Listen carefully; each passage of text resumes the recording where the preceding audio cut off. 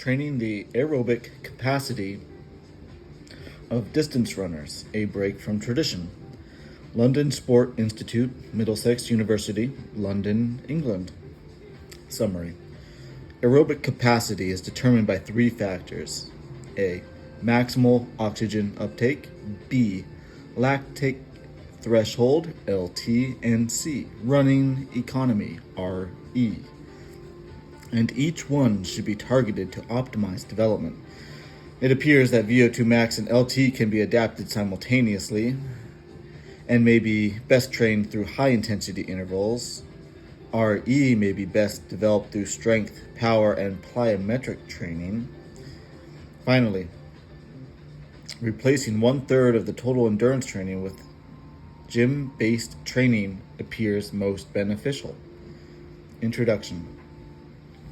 It has been previously reported that aerobic capacity is determined by three factors: maximum oxygen uptake, VO2 max, lactate threshold, LT, and running economy, RE, and that a change in any of these variables will affect performance.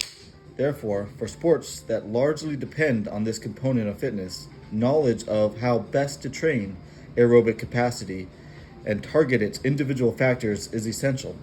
The aim of this article, therefore, is to briefly discuss the associated training protocols, high-intensity interval, strength, and power, and volume load training, and thus make recommendations based on the evidence herein. High-intensity interval training increases VO2 max and lactate threshold. Although the most common method to enhance aerobic capacity is often considered to be via long-distance running at a moderate intensity, this may not be actually most effective. For example, in a group of 55 moderately trained male subjects averaging 25 years, training 3 times a week on an average of VO2 max of 58 milliliters per kg per minute, Hilgerud et al. Found that high-intensity endurance training is significantly more effective than moderate and low-intensity training in improving VO2 max. Table 1. And that intensity and volume of training are not interchangeable. This is in agreement with several other studies, including those examining athletes with an already high VO2 max, and indeed with those concluding that intensity of training cannot be compensated for by longer duration. Interestingly, and in line with 3 other studies, Hilgerud et al. Found no change in LT as a VO2 max, percent VO2 max, although all groups significantly improved running velocity at LT by an average of 9.6%, and thus concluded that by virtue of increasing VO2 max, LT would also increase. Because the LT identifies the onset of anaerobic metabolism, it is thus considered responsible for the VO2 max and can be sustained for an extended period, and therefore an important component of aerobic performance.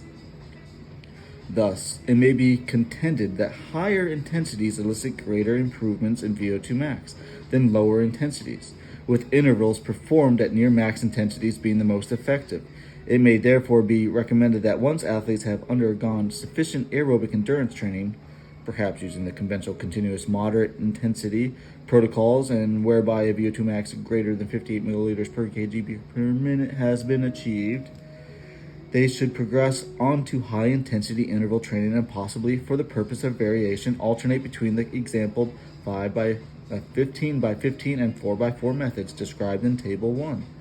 To the author's knowledge, it is currently not known whether high-intensity protocols would elicit greater/fast improvements than low to moderate intensity programs in individual commencing training form of VO2 max less than 58 milliliters per kg per minute. Strength and power training. It is possible that increases in strength may enhance aerobic endurance performance by decreasing the relative force % max applied during the load phase of ground contact, thereby leading to a reduced metabolic demand for the same force output and creating a motor unit reserve available for additional work. In addition, because increases in strength are often accompanied by increases in power and rate of force development, RFD, there would likely be an increase in blood flow, and thus an enhancement of muscle oxygenation and the exchange of substrates metabolites. This may be explained by the fact that fewer motor units will be recruited for a given force output, work rate, and because increases in RFD, thereby reducing contraction time. This will then increase relaxation time when oxygenated and substrate exchange occurs. Therefore, given the proposed adaptations brought about by strength and power training, it is logical to assume that it exerts a greatest influence on RE indeed. This may be evidenced by the study of Storin et al., whereby well-trained long-distance runners completed a heavy strength training protocol for 8 weeks, after which time to exhaustion at maximum aerobic speed increased by 72 seconds, or 221.3%. This was despite no changes in body weight, VO2 max LT velocities, or LT as percent VO2 max. They therefore attributed this to the noted 5% improvement in RE consequent to the strength training intervention. The strength and conditioning coach should be cautioned against the common resistance training strategy of shortening the rest interval between sets and exercise under the assumption that this will further enhance the aerobic stimulus. In contrast, if rest periods are too short, less than or equal to 30 seconds, loading is likely to be compromised, thereby diminishing gains in strength, power, and RFD. In addition, because one of the principal adaptations responsible for these benefits is an increase in the number and size of type 2A fibers with a concomitant decrease in the proportion of type 2X, which have high glycolytic and oxidative potential and are relatively fatigue resistant. A high load greater than 85% 1RMX is required. Readers are recommended to the article of Turner for details pertaining to the volume, load, and exercise prescription based on this article. Table 2 illustrates a sample resistance training session that may be incorporated within a periodized program. Essentially, the program reflects current approaches within strength and conditioning whereby power and RFD must be trained to enhance sports performance, because most motor skills are force and time dependent. As such, volume load stresses a quality over quantity of repetitions reps approach, i.e. low reps, high rest, and the relevant exercise are ballistic in nature, thus capable of high power outputs and RFD. Furthermore, the program recognizes the fundamental relationship between maximum strength and those variables, i.e. strength gains can increase both power and RFD, and therefore look to both enhance and maintain strength throughout all phases. It is well understood that RE is significantly influenced by muscle tendon stiffness, and within the discipline of strength and conditioning, it is largely acknowledged that this stiffness is best developed through plyometrics. Readers are directed to the work of Turner and Jeffries for details pertaining to this. Based on this article, Table 3 illustrates a progression of plyometric drills that should be gradually and logically, i.e. when the athlete is competent at the preceding drill, added to the athlete's resistance training program. Essentially, these drills help accommodate the athlete to high landing forces and gradually inhibit the Golgi tendon organ, which is responsible for muscle compliance, thus enhancing propulsion and economy. These drills will further enhance the athlete's RFD by mimicking the short contraction times and ground contact times produced while running. Volume load training. Too much of a good thing? It is important to note that the strength, power, and plyometric training should not just simply be added to the exercise and aerobic training schedule.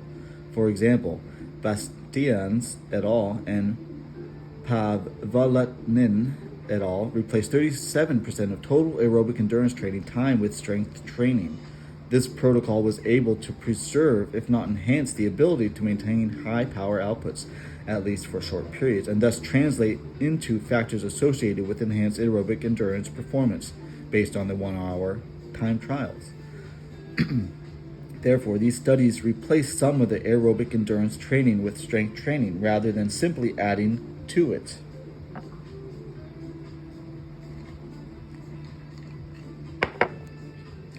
It has been shown that the high volumes of training can produce a large training stress, thus decreasing the testosterone to cortisol ratio. such that strength and aerobic endurance gains are eventually compromised. In summary, these reports also contest the commonly held belief that concurrent strength and aerobic training compromises athletic development. Although this may be true for strength and power athletes, it can be noted that this is not the case for aerobic athletes. Conclusion. The aerobic capacity is determined by three factors: VO2 max, LT, and RE. And each of one should be targeted to optimize aerobic development. It appears that VO2 max and LT can be adapted simultaneously and may be best trained through high-intensity intervals, although RE is positively affected by training years. Proportion of type 1 fibers and anthropometry gains in this component can be exacerbated through resistance training emphasizing high-intensity compound exercises, squats, deadlifts, greater than 85% 1RM, and high-power/velocity lifts, ballistic exercises. These should be further supplemented with drills that enhance the strength shortening mechanism, plyometrics, thus facilitating additional improvements in stride, propulsion, and economy.